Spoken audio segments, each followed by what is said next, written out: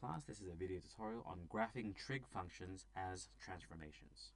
So previously we had learned that the critical points for the parent graphs of sine, cos, and tan were these ones here. Now this is just a condensed way of expressing this. N here says it's going to be an integer, so it's a symbol for the integer, z. And for example, in this one, in sine, all the x-intercepts of sine can be found on multiples of pi. So 0 pi, 1 pi, 2 pi, or even negative 1 pi.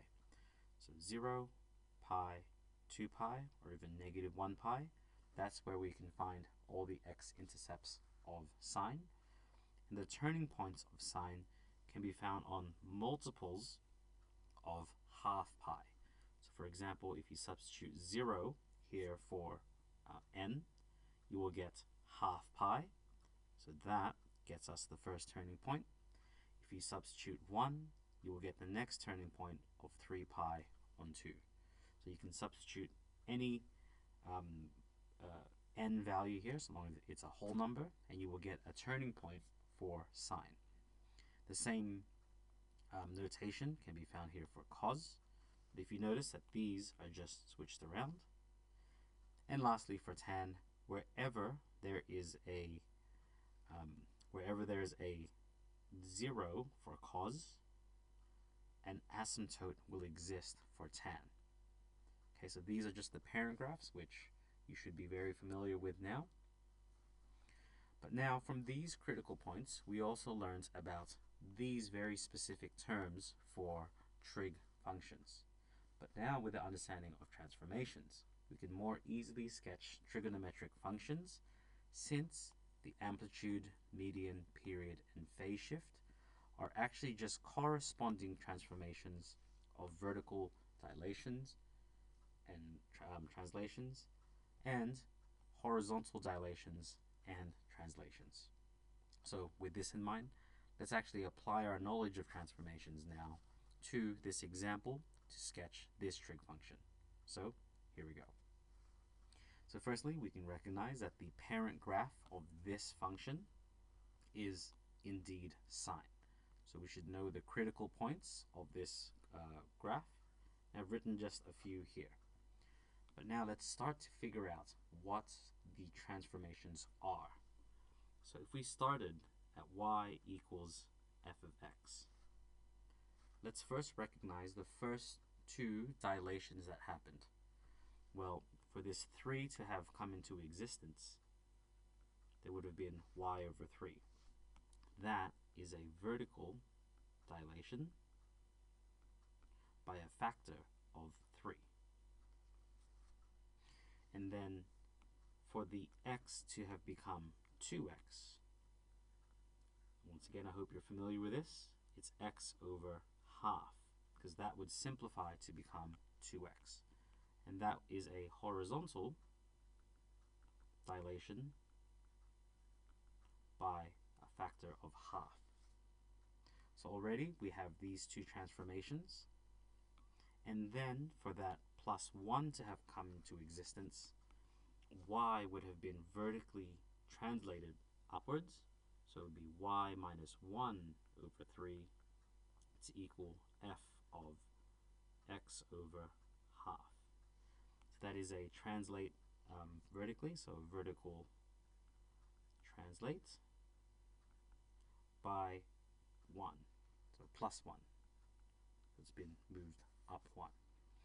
And so, looking at this, considering that x and y, or x and f of x, are the distances from the corresponding x or y axis, what has happened to x here is that since it's been dilated by half, all of the x distances are being multiplied by half. And likewise, for f of x, these are the y coordinates.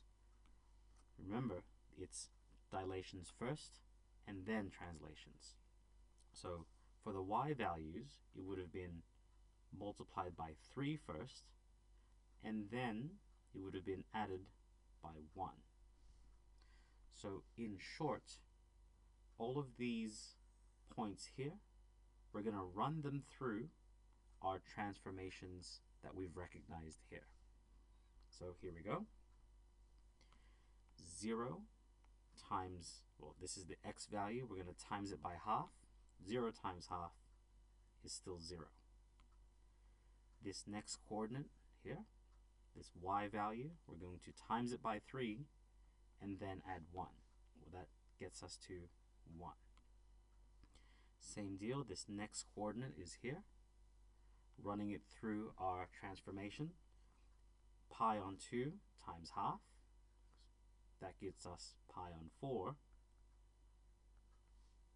And then this y value is going to be y times 3. So that gets us to 3 plus 1 gets us to 4. So this coordinate is transformed to 1, 2, 3, up to here. So here has been moved up to here. Okay, so let's keep going here. This next one, running it through our transformations, pi gets multiplied by half, so it's going to become pi on 2. And just like with this coordinate, 0, running it through our transformations, becomes 1. Let's keep going. 3 pi on 2, running it through our transformations. 3 pi on 2 times half gets us 3 pi on 4. And running this through our transformation, -1 times 3 is -3, plus 1 gets us to -2.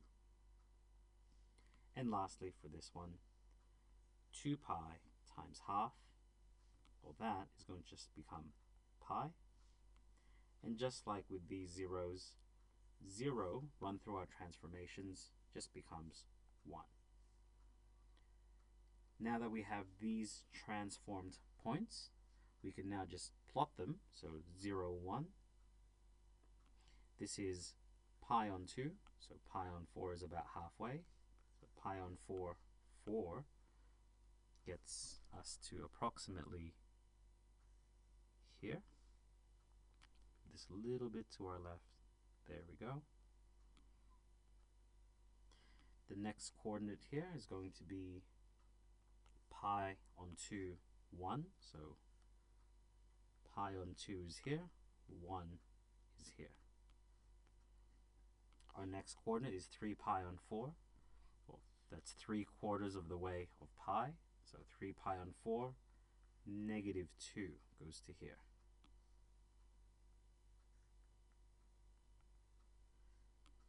And lastly, we have pi 1. Pi 1. So I hope you can see that this should look somewhat like so. Obviously we can make this a lot neater, but this is as neat as we can get it for now. Rotating this one.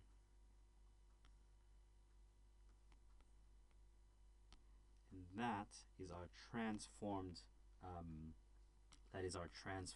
sine curve from 0 to 2 pi. As you can see, it's been horizontally dilated by half. All of these coordinates have been squished in, and it's been vertically dilated by 3. It's been stretched out by 3 and moved upwards by 1. From here, you can, well, since sine and cos and tan really are cyclical, meaning that the next set will imitate this perfectly. So since this is half the way there, we can find the next point half the way, and it'll be the same amplitude up top. From here, we can go from here, it's another half, and down back to 1, so half and down back to 1, and so on. From here, the next point is halfway across and down to -2, so halfway across, down to -2, and from here, halfway across, back up to 1. So it's going to cycle after we've figured out one set of transformations. And that there is how we can apply transformations to sine and cos curves. Okay, so I hope that gave you a new technique that you can apply to not just trig functions, but also to other functions. Okay, hope to see you in the next video where we tackle the next set of problems here. Hope to see you then. Best of luck.